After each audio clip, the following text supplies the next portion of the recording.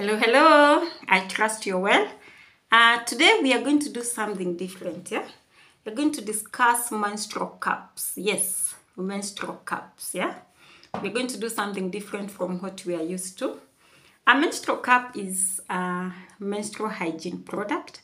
We've got 3 menstrual hygiene products. We have the sanitary towel or the sanitary pad, which is what majority of people know.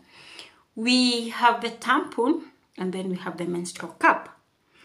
It will shock you to discover that a menstrual cup is what was discovered even before sanitary pads.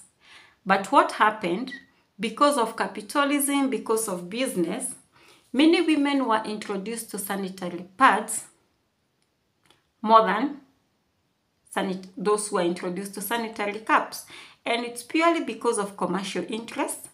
When a woman buys one sanitary pad and she decides to be using sanitary pads as her menstrual hygiene products, she's going to be buying 1 pack every month, 1 or 2 packs, let's say 2 packs every month until she gets to menopause. That means she'll give business to that company for how many years? From 13 years up to 45 to 50 years, yeah? You can imagine more than 25 years. But for a menstrual cup, you buy one and the business is over, yeah? So a menstrual cup was discovered before a sanitary pad, but because of commercial interest, yeah, people got to know more about the pad. I was introduced to a menstrual cup a few years ago. I enjoyed using it. I like using it. And then over time, I discovered there were people in my network that were not aware about it. Yeah? And when I started creating awareness, giving information about it, I discovered there was so much that was not known about it. So I decided that this year, my goal was to educate as many people as possible about the menstrual cup. This is a goal that I achieved. I spoke to students in high school and primary schools. I spoke to women in churches. I discussed this with women in my network and whatever. And I feel that I have achieved my goal for this year. So the last thing I wanted to do about it is just to create a video and to educate as many people as possible, because, you know, information shared is information that is going to benefit many. Yeah, and just as I got freedom with using a menstrual cup, I would like as many women as possible to get to know about the menstrual cup, because all they have known is sanitary pads and tampons, products that they use in and out. But many don't know about a menstrual cup, something that they buy once and it is over. So first, how do you use a menstrual cup? A menstrual cup, the first thing when your period comes, you first boil it, yeah? The only hygiene standards for this cup is boiling. Boiling with water, and when your water gets to a boil, you let it boil for 5 to 7 minutes. When your cup boils, and of course we are assuming you've washed your hands, yeah? Before it gets to your body and before you remove it from the water, you ensure you have washed your hands, yeah? And you've removed the water, you relax, like you should not be having any tension in your body. Yeah? So the best thing to do is to breathe in, breathe out, breathe in, out. That ensures that you don't have any tension in your body. It ensures that you are well relaxed. Yeah? And then you fold it like this. Yeah? You fold it like this. You make this kind of a groove, yeah? And then you be in a comfortable position. There are 2 most comfortable positions for menstrual cup. One is squatting, and the other one is raising your leg up onto a surface. Whichever is comfortable for you, you do it, yeah? And then you insert it in your vagina. Your perineum, or the area down there, has got 3 holes. These are the 3 holes that help the internal body communicate with the external. You have the urethra, yeah? Where your urine comes out from. Then you have the vagina, which is in the middle. and you have the anus, or what they call seam number 2, at the bottom. So you are going to insert it in the vagina. When you insert it in the vagina, when it's like this, and you push it to go inside, when it gets inside, it's just going to open like this. And then when it opens, the smooth muscles in your vagina are going to open and create space for it, and that is it. So a menstrual cup can stay in your body for 12 good hours. That means when you insert in the morning, you're going to remove it later in the evening. And how do you remove it?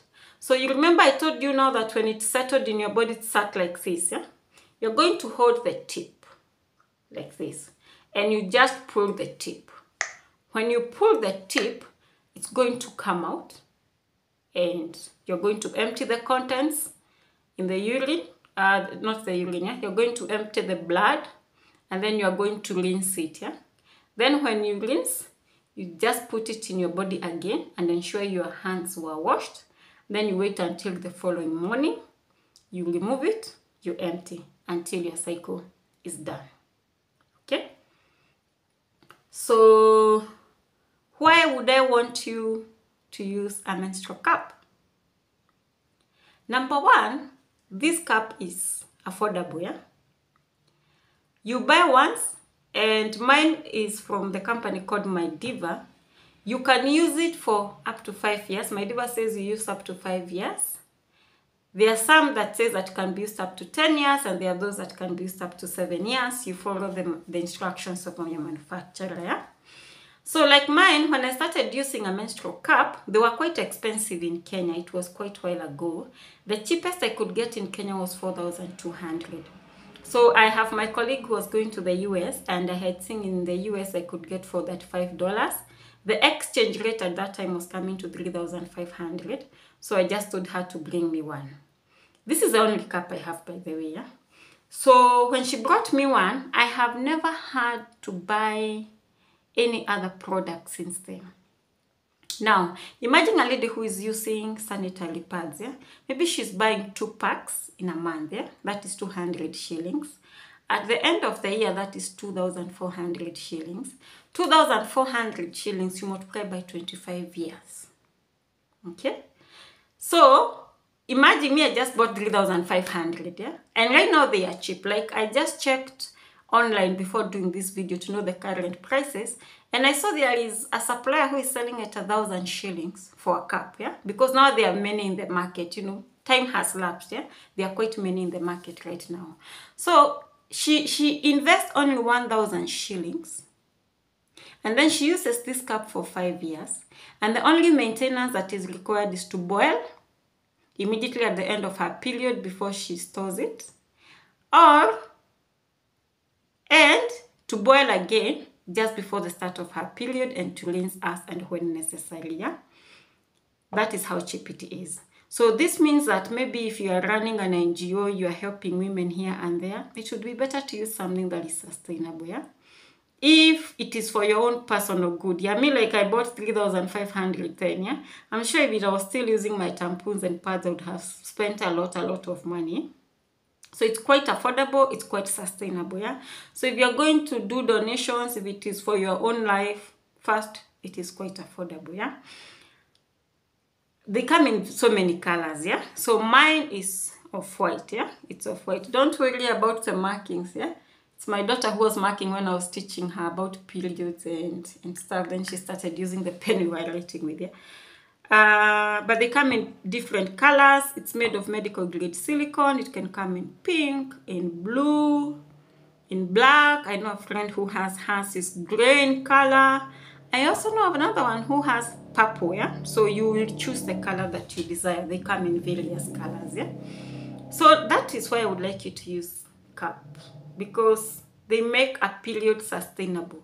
A period does not become such a heavy burden, yeah?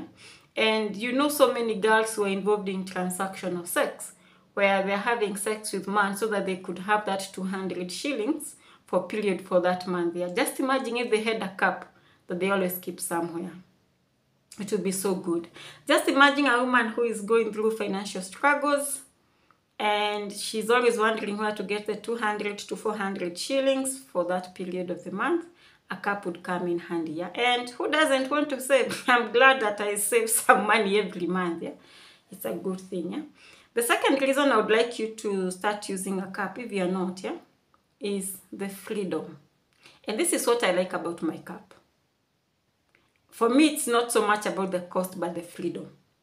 Like, I put on my cup in the morning, I go about my duties until evening, 12 hours later is when I have to change.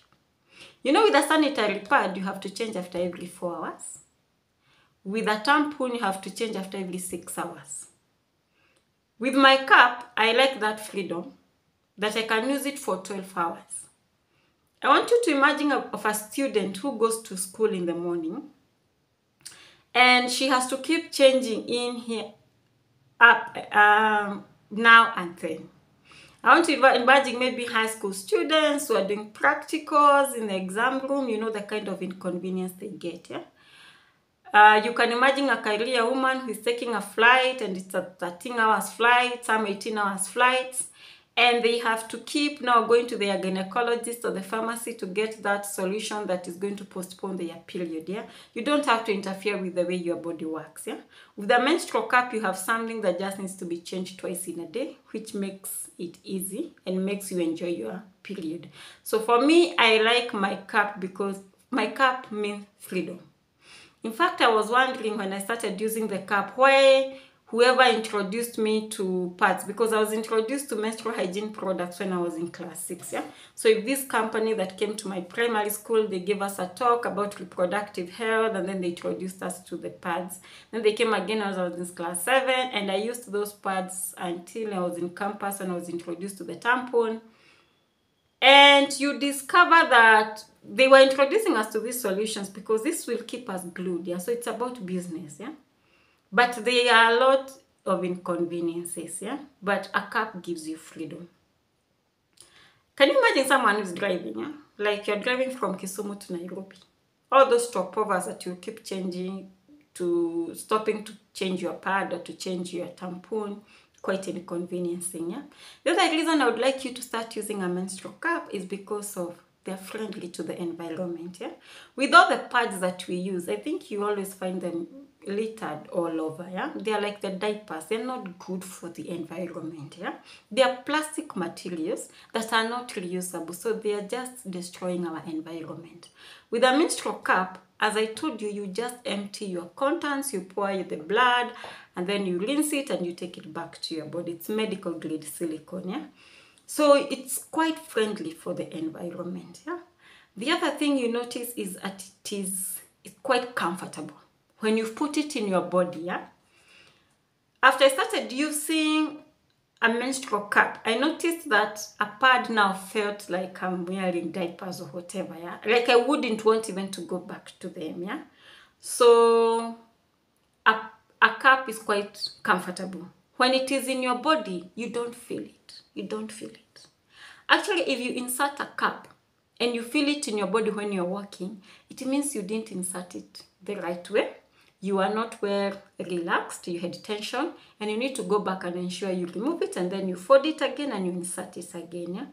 So it's quite comfortable. And then the other thing that you need to know about the cup is that it doesn't have a smell. It doesn't have an odor at all. You know, with sanitary pads, if there's some collection of the fluid, of the blood, yeah, then for whatever reason it is exposed to air, you know that thing always smells. And it's quite uncomfortable for many ladies. That's why you find many ladies every time they go to Susu and they want their period, they'll have to change the pad because as long as it is exposed to air, it's going to smell. And you know that is quite uncomfortable. You can imagine the number of pads you have to carry in the morning, yeah? But with a cup, it doesn't smell. It is inside your body. That blood is being collected like a cup. Yes, as a cup suggests, it collects the fluid. It doesn't have a smell at all, yeah? And the other reason, which is another big reason why I would like you to start using a cup, is that it helps you understand your body. Do you know I have had cases of young ladies 18 to 25, like before they become sexually active, who don't know that their bodies have got 3 openings and they cannot tell east from the west. A menstrual cup, you will have to understand your body. I know there are ladies who do not know that their vagina is made of a smooth muscles that stretch and they go back. A menstrual cup helps you understand your body. A menstrual cup helps you to be in tune with your body. So like when you're using a menstrual cup, I told you need to breathe in, to breathe out, and to ensure you don't have any tension, yeah? If you're not present at the moment, like let's say you are so stressed up, you will not be able to do this. Or you will insert and you will feel it when you're walking, so you need to go back and do it again. This is to remind you that your mind was not present when you're doing this. This is to remind you to bring back your mind. It's reminding you that if you're stressed or maybe emotionally charged, it's reminding you to come back to the present moment, yeah, so that you can stop missing out, yeah. There are some times when you're not present and you don't know, yeah. You're driving and you're not present, you don't know. You miss so many things, yeah. When you insert a cup and you're not present, you'll have to go back and do it. So a cup, it's like it brings you back to be in tune with who you are and also to be in tune with your body, yeah. So there's so many benefits of using the cup. Each person has got their own experience, but I like my cup. I wouldn't want to trade it for anything. The only question I've always had is, I wish now when I was in class 6, when they were introducing me to solutions for menstrual hygiene, I wish they give me all the options I choose, yeah. I just wondered why I discovered it when I'm 30 years plus, yeah. I should have discovered this long ago. It would have been the best solution for a student, for a busy career woman who is not at home the whole day or who is not having access to very clean facilities at every time, yeah. The best solution, yeah. So the basic, the way to take care of it, basically is just boiling, yeah. I mentioned at the beginning of your period, before you use it, if you stayed for some time, ensure that you have boiled and you have used it when it's your boiled. At the end of your period, ensure that you boil it again. And then in between, every time you pour the content, between changing, ensure your hands are clean. And then you pour it, yeah. So there's so many questions I have been asked. As I told you, I've done a lot of work this year, creating awareness and teaching about the menstrual cup. And there are so many questions I've been asked, FAQs. There's a lady who asked me in a certain primary school if a menstrual cup is going to break her virginity. And first we need to define what is virginity.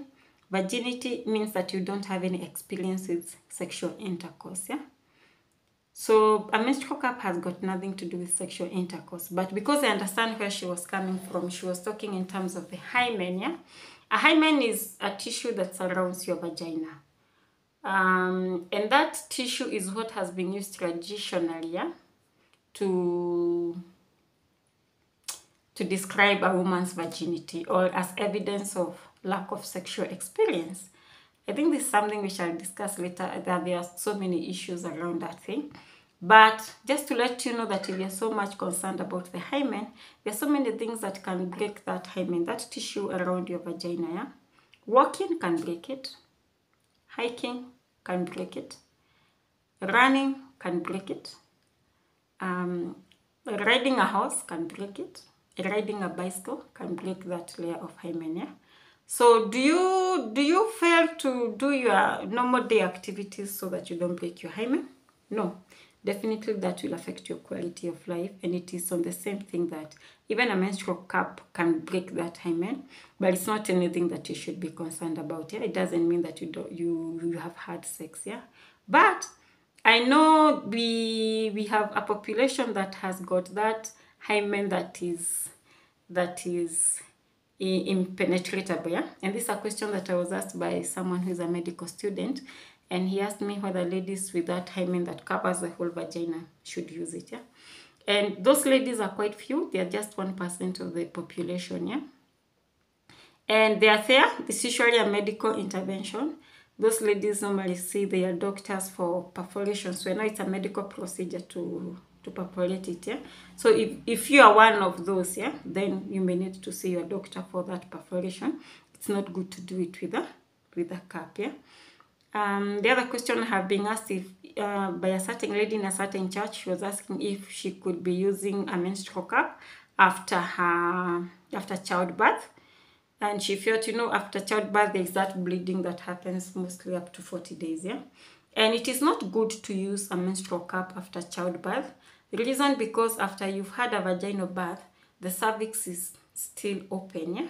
The cervix is still open, and you don't want to introduce anything inside there in case of any infections, yeah? So the best time to use a menstrual cup after childbirth is when your period returns for your first period, which is likely to happen after 8 weeks after childbirth, yeah? Another question I have been asked is someone felt like it's gross, like they can't want to touch their blood. Like, I would like to use a cup, I like the freedom, but that lady was telling me like it's yuck, And just to address that, yeah, that comes from a level of shame for female experiences, yeah. As African women, we've come from a background where, for lack of a better word, I'll say patriarchy created a lot of shame around female experiences, yeah. That is why there's a lot about shame about a period, even though it is a natural occurrence, and actually if you don't get your period, you are sick. That's why there's a lot of shame around childbirth, around pregnancy, and these unique experiences that define us as women, yeah.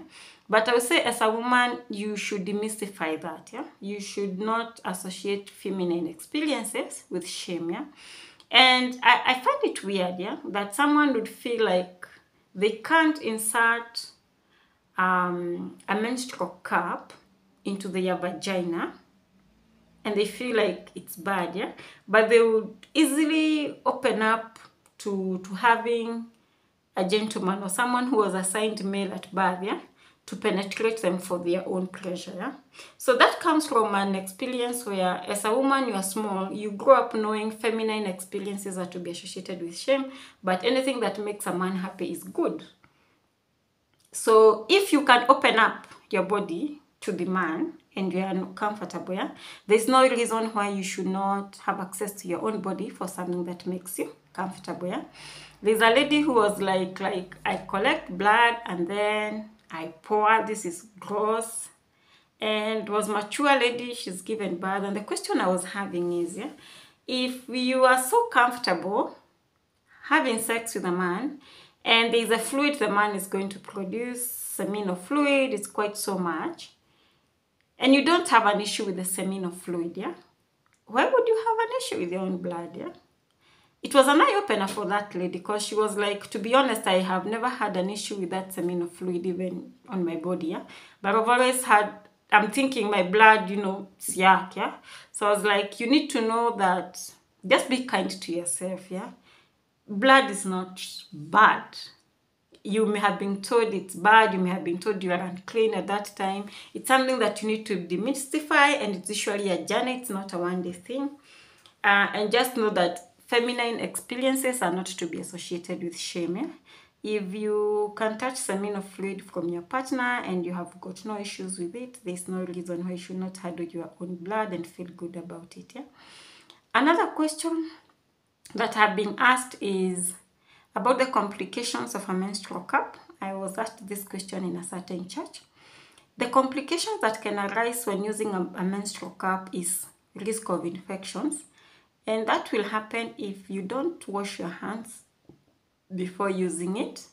If you don't boil the cup at the beginning of your period, yeah, you're going to introduce infections into your body, yeah. But she was like, is